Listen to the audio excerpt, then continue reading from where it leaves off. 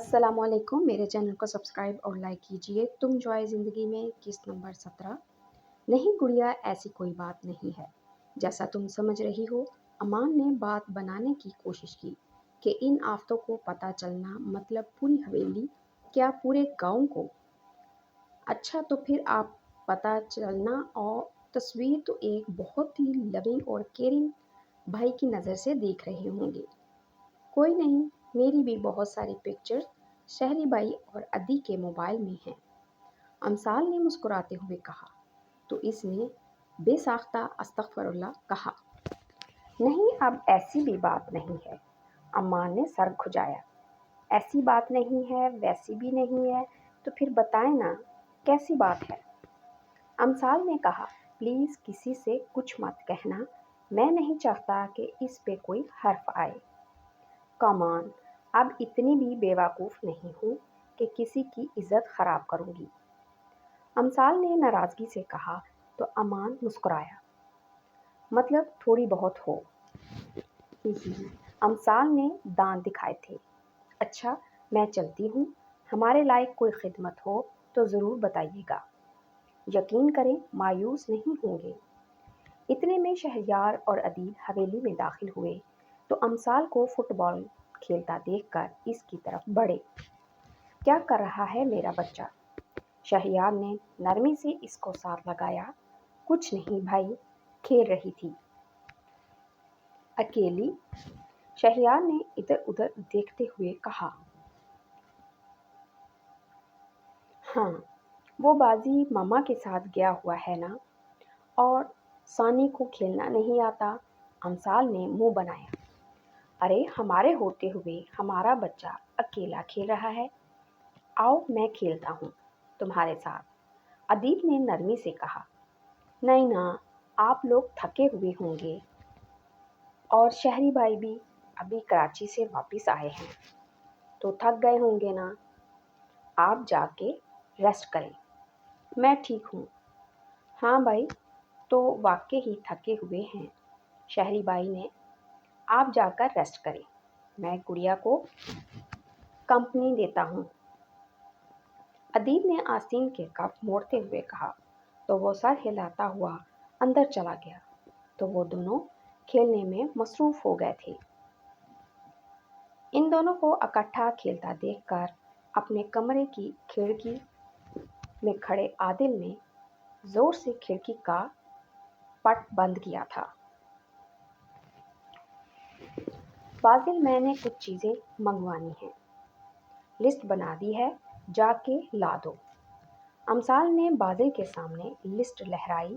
میں تمہارا نوکر لگا ہوا ہوں، جب دیکھو آرڈر لگاتی رہتی ہو، چھوٹی ہو چھوٹی بن کر رہو، زیادہ بڑا بننے کی ضرورت نہیں ہے، اور آئندہ تمیز سے بات کرنا میرے ساتھ، بڑا ہوں تم سے، بازل نے سرد لہجے میں کہا، اس بات سے بے خبر کہ وہ ہال میں داخل ہوتے ادیب اور شہریار کی سخت نظروں کے حصار میں ہے۔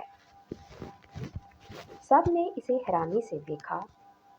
کہاں اس پر جان دینے والا بازل اتنی بری طرح سے ڈانٹ رہا ہے؟ بازی، کیا ہو گیا ہے، کیوں ڈانٹ رہے ہو؟ دماغ ٹھیک ہے؟ ساریہ بیگم نے اسے گھورا۔ ماما آپ بیچ میں مت بولیں، بہت بگڑ چکی ہے یہ، بازل نے اسی ٹون میں کہا۔ اس سے پہلے ادیب آگے بڑھتا، شہریار نے اسے روک دیا۔ بازی، تم ناراض ہو مجھ سے؟ امثال نے روحانسی ہوئی۔ لوگوں کی ذرا نہ پرواہ کرنے والی امثال کی اپنے بھائیوں کی تھوڑی سی ناراضگی پر جان پر بن آتی تھی۔ کہا نا تمیز سے بات کرو، یہ تم کیا ہوتا ہے، آپ بولو، کچھ زیادہ ہی سر پر چڑھ گئی ہے، بازل نے ناگواری سے کہا۔ تو وہ خاموشی سے اس کے سامنے کھڑی لب کاٹنے لگی۔ جب کافی دیر تک اس کی طرف سے جواب نہ آیا تو اس نے سر اٹھایا۔ امثال کی آنکھوں سے آنسو بہہ کر گالوں تک آ گئے تھے۔ اس کو یوں روتا دیکھ کر وہ بکھلا کر رہ گیا۔ تم رو کیوں رہی ہو؟ यार सल्ले, मैं मजाक कर रहा था। सच्ची में, आई एम सॉरी। मैं बस एवें रोब झाड़ रहा था। सीरियसली, मैं मजाक कर रहा था। तुम तो रोने ही लगी। बाजिल ने इसको अपने साथ लगाया। यार अब बस भी करो, सैलाब लाना है क्या? प्लीज़ तुम शहरी बाई और अदीत को मत बताना। प्लीज़, अच्छी बहन नहीं। इससे पहले वो बात मुकम्मल करता, पीछे से किसी ने इसके कंधे पर हाथ और पीछे मुड़ा तो अदीत और शहरियार इससे जिन नज़रों से घूर रहे, इसे अपनी रूह फना होती महसूस हुई। चल बाजी, अब तेरी खैर नहीं, इसने बेख्तियार सोचा। शहरियार ने अमसाल को इससे अलग करके अपने साथ लगाया तो वो जोर शोर से रोने लगी। भाई भाई, इसने मुझे इतनी जोर से डांटा था। कहता है तमीज से बात करो, और कहता है ये बड़ा है मुझसे। मैं बिगड़ गई हूँ, अमसाल ने रोते हुए कहा। चल आ, मैं तुझसे तमीज से बात करता हूँ। अदीत ने इसको गर्दन से पकड़ा। भाई यार सॉरी, मैं मजाक कर रहा था। बाजिल मनमनाया और मदद तलब नजरों से शहरियार को देखा और मजाक मजाक में तूने इसे रुला दिया। अदीत, आज तुझे छुट्टी है, जो करना है कर। इसके साथ मैं नहीं रुकूंगा। शहरियार ने अमसाल को अपने साथ सोफे पर बैठाते हुए कहा। क्या कह रहा था कि सर पर चढ़ा रखा है? अदीत ने इसकी कमर में मुक्का मारा तो वो बुलबुला उठा। बड़ा हूं मैं तुमसे, यही कह रहा था ना? अदीत ने गर्दन पर दबाव डाला था। चूल इंसान, तेरी वजह से वो रो रही है। हाँ बाजिल की हाय हाय और अमसाल की हंसी से गूंज उठा था। हाल बाजिल की हाय हाय और अमसाल की हंसी से गूंज उठा था। मोटो, ये देखो, मैंने तुम्हारे लिए शॉपिंग की है। वो कल वाले मजाक पर अभी तक इससे नाराज थी। बाजिल कई जतन कर चुका था इसको मनाने की।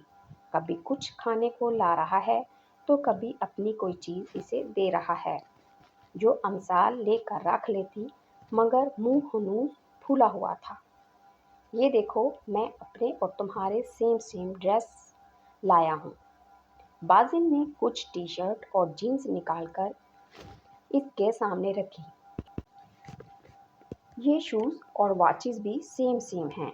काफ़ी दिन हो गए थे ना हमें शॉपिंग किए हुए, बाजिल ने कहा तो अमसाल ने तिरछी नज़रों से सोफे पर पड़े शॉपिंग बैग्स की तरफ देखा और इसकी नज़र उठाने से पहले ही रुख मोड़ गई।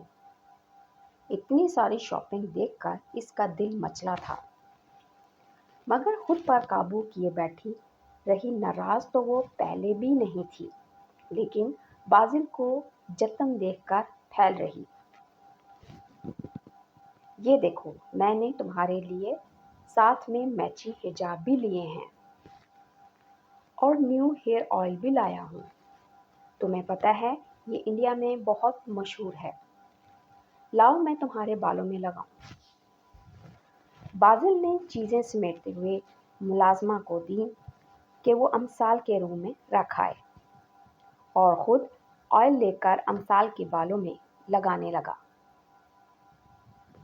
अब तो माफ़ कर दो यार, मैंने बस मजाक किया था। मैं तुमसे नाराज़ ही कब थी? अमसाल सनसनी, और वो जो कल से बात नहीं कर रही थी, वो क्या था? बाजिल ने इसके बाल खींचे। वो तो जब तुम आगे पीछे फिर रहे थे तो मैंने सोचा चलो थोड़े से नखरे उठवा ही लेती हूँ, अमसाल ने कहा तो वो हंस दिया। रिपलिंग पर खड़ा शहरियार मुस्कुराते हुए अपने कमरे की जानिब बढ़ा। शाह बीबी, कल तो मैं बाल बाल बची हूँ, मुलाजमा ने कहा। क्यों, क्या हुआ? सुरैया बेगम पूछा। وہ کل نہ مجھے چھوٹی شاہ بیوی نے پکڑ لیا تھا۔ وہ میں نہ فریدہ سے بات کر رہی تھی تو انہوں نے سن لیا تھا۔ وہ تو امثال بیوی نے بچا لیا تھا، ورنہ مجھے تو لگا تھا کہ آج تو میں گئی۔ اچھا، وہ کیسے؟ شاہ بی بی نے دلچسپی سے پوچھا تو ملازمہ نے اسے تفصیل بتانے لگی۔ تو حاجرہ نے کچھ نہیں کہا اسے؟ حیرت ہے، وہ تو اپنی بات میں کسی کی مداخلت برداشت نہیں کرتی ہے۔ ارے بی بی جی، آج کل تو چھوٹی شاہ بی بی کی کایا ہی پلٹی ہوئی ہے۔ کہاں وہ حویلی لڑکیوں کو اونچی آواز میں بات کرنے پر ڈانٹ دیتی تھی اور کہاں سارا دن حویلی میں امثال بی بی کے کہکے گونجتے ہیں اور بی جان مسکرا دیتی ہے۔ اور آپ کو پتہ ہے، اب تو شاہ صاحب بھی ان کی باتوں پر کہکے لگاتے ہیں۔ تھوڑے ہی عرصے میں وہ سب کی لاڈلی بن چکی ہیں، چاہے وہ کچھ بھی کریں، کچھ بھی پہنے، کوئی روک ٹوک نہیں۔ کوئی روک ٹوک نہیں کرتا۔ اچھا ایک بات بتاؤ، کیسی ہے امثال؟ کس پہ گئی ہے؟ شاہ بی بی نے اشتیاق سے پوچھا۔ بہت پیاری ہیں، جس طرح ٹی وی میں نہیں آتی ہیں لڑکیاں، بالکل ان کی جیسی ہیں۔ شکل و صورت سے ساریہ بی بی پر گئی ہیں، ملازمہ نے کہا تو انہوں نے سر ہلا دیا۔ خالہ کیا کر رہی ہیں؟ عادل کچن میں داخل ہوا تو ساریہ بیگم کو چولہے کے پاس کھڑے دیکھا تو پوچھا، کچھ نہیں بیٹا، عدید آیا ہوا ہے تو امثال نے اسے زبردستی کھانے کے لیے روک لیا ہے۔ دونوں کے لیے کھانے کو کچھ بنا رہی ہوں۔ ساریہ بیگم نے مصروف انداز میں جواب دیا تو عادل کا پارا ہائی ہوا۔ ویسے خالہ، یہ عدید زیادہ تر یہاں ہی پایا جاتا ہے؟ میرا مطلب ہے کہ آفس ٹائمنگ کے بعد بندہ خاصا تھک جاتا ہے، کچھ بھی کرنے کی ہمت نہیں ہوتی، اور یہ گھر جانے کی بجائے اتنا سفر کر کے یہاں آ جاتا ہے، پھر یہاں سے واپس جاتا ہے، پہنچ کر نہ تو خاصا مشکل ہوتا ہوگا نا؟ عادل نے بڑی مشکل سے خود کو کنٹرول کرتے ہوئے نارمل انداز میں کہا۔ تو ساریہ بیگم ہنس دی۔ بیٹا، تم نے بچپن میں وہ کہانیاں تو پڑھی ہوں گی جس میں جادوگر اپنی جان کسی طوطے میں قید کر کے رکھ دیتے تھے۔ یہی صورتحال عدید کے ساتھ بھی ہے۔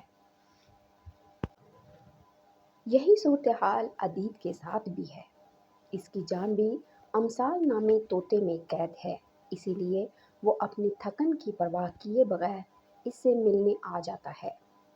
ساریہ بیگم کی بات پر اس نے مٹھیاں بھیجیں۔ اچھا، ایسا کیوں؟ عادل نے سرسری انداز میں پوچھا۔ دراصل عدید فاریہ اور آصف کے ساتھ اکیلا ہوتا تھا جرمنی میں، کوئی اور بہن بھائی تو تھا نہیں، تو اس چیز کو بہت فیل کرتا تھا۔ 10 سال کی عمر میں پاکستان آیا تو اس کی بازل اور امثال کے ساتھ دوستی ہو گئی۔ امثال میں تو جان بسنے لگی تھی اس کی۔ کچھ دن رہنے کے بعد جب وہ واپس جانے لگا تو بہت اداس تھا، یہاں تک کہ اس نے جانے سے منع کر دیا کہ وہ واپس ہی نہیں جانا چاہتا۔ وہاں جا کر بھی وہ کافی ڈسٹرب رہا۔ پھر جب وہ 5 سال بعد دوبارہ پاکستان آیا تو اسے پتہ چلا کہ امثال نہ صرف اس کی کزن ہے بلکہ اس کی مما کیا کر رہی ہیں؟ کب سے کچن میں ہیں؟ ابھی تک کھانا نہیں بنا کیا؟ میں اور ادی کب سے ویٹ کر رہے ہیں۔ اس سے پہلے ساریہ بات مکمل کرتی، امثال نے کچن میں داخل ہوئی۔ ہاں بس بن گیا، میں لا ہی رہی تھی، ساریہ بیگم نے کھانا پلیٹوں میں ڈالتے ہوئے کہا اور ٹرے میں رکھ کر اسے پکڑائی۔ اور باہر نکل گئی۔ ارے ایس پی صاحب، آپ بھی آئے نا، مل کے کھاتے ہیں، امثال نے خاموش کھڑے عادل سے کہا۔ نہیں، مجھے بھوک نہیں ہے، عادل نے لٹ مار انداز میں کہا۔ اوہو، کچھ نہیں ہوتا نا، تمہیں پتہ ہے عدیل بھی کہہ رہا تھا اسے بھی بھوک نہیں، مگر میں نے اسے کہا کہ میرے ساتھ کھا لے تو۔ او پلیز، مجھے تمہارا یہ عدیب نامہ سننے میں کوئی دلچسپی نہیں ہے، عادل نے اس کی بات کاٹتے ہوئے کہا اور بڑبڑاتا ہوا باہر نکل گیا۔ ہیں، اسے کیا ہوا؟ اچھا خاصا کھڑا تھا۔ خیر سانوں کی۔ اس نے کندھے اچکاتے ہوئے سوچا اور باہر نکل گئی۔ یہ باہر سپورٹس کار کس کی کھڑی ہے؟ ثانیہ نے امثال کے پاس بیٹھتے ہوئے پوچھا۔ میری ہے۔ امثال نے ٹی وی کا والیوم کم کیا۔ اچھا، شہری لالہ نے لے کے دی ہے؟ نہیں، ادی نے۔ ایک بات پوچھوں تم سے؟ ثانیہ نے کہا۔ ہاں پوچھو۔ اجازت لینے کی کیا ضرورت ہے؟ یہ تم ادیب کے کچھ زیادہ ہی کلوز نہیں ہو؟ ثانیہ نے محتاط انداز میں کہا۔ مبادل وہ مائنڈ ہی نہ کر جائے۔ وہ تو میں شہری بائی اور بازی سے بھی ہوں، اس میں اتنا حیران ہونے والی کیا بات ہے؟ ہاں مگر وہ تو تمہارے بھائی ہیں نا۔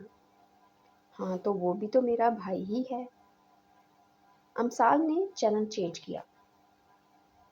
سگا تو نہیں ہے نا، کزن ہے، اور نہ محرم بھی ہے، پر تم اس سے اتنا کلوز ہو؟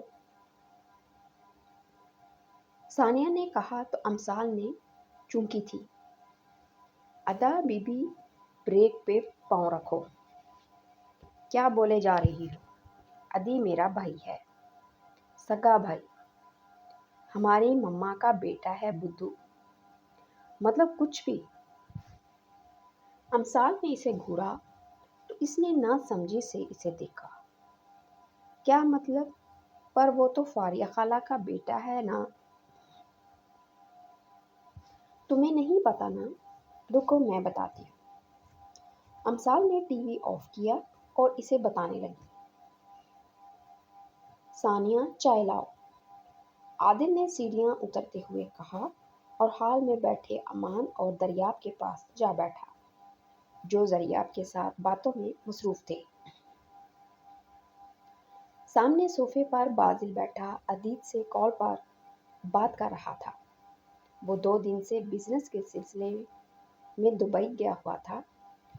دونوں بہن بھائیوں میں اسے شاپنگ کی ایک لمبی لسٹ دی ہوئی تھی اور خاص ہدایت کی تھی کہ چیزیں سیم ہونی چاہیے، جو لسٹ پر مینشن ہیں۔ جس میں سے کچھ چیزیں اسے مل نہیں رہی تھی تو وہ بازل کو کال کر کے پوچھ رہا تھا کہ اب کیا کروں؟ یار ادی، اس بارے میں کچھ نہیں کہہ سکتا، آپ خود سلے سے بات کر لیں، بازل نے کہا۔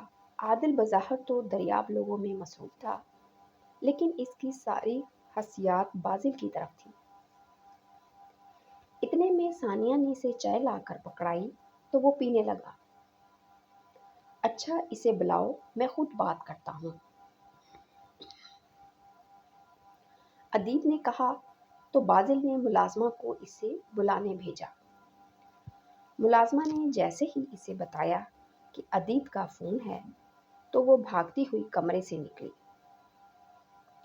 امثال کو ننگے پاؤں عجلت میں تقریباً بھاگنے کے اسی انداز میں آتا دیکھ کر عادل کو آگ ہی لگ گئی تھی۔ مطلب ایسی بھی کیا ایکسائٹمنٹ کہ بندہ جوتا پہننا بھی بھول جائے۔ یہی سوچتے ہوئے اس کا ازلی غصہ آسمان کو چھونے لگا۔ یہ چائے بنائی ہے تم نے؟ ایسے بناتے ہیں؟ اتنی کڑوی؟ عادل نے دھاڑتے ہوئے کہا اور کچھ بھی سوچے سمجھے بغیر اس نے چائے کا کپ زمین پر بچھا دیا۔ وہ سب جو عادل کو کئی دن بعد اپنے پرانے روپ میں دیکھ کر حیران تھے، امثال کی چیخ سے ہوش میں آئے۔ گرم چائے کے چھینٹے تیزی سے آتی ہوئی امثال کے پاؤں پر گرے تھے اور کپ کی ایک بڑی کرچی اس کے پاؤں میں کھبی تھی۔ پاگل ہو گئے ہیں کیا؟ آپ کو نظر نہیں آ رہا تھا کہ وہ سامنے سے آ رہی ہے؟ سلے تم ٹھیک ہو؟ بازل فون وہیں پھینکتا بے اختیار اس کی طرف بڑھا تھا۔ دوسری طرف فون پر اس کی چیخ سن کر ادیب بے چین ہوا تھا۔ امثال پیر پکڑے وہیں بیٹھ گئی۔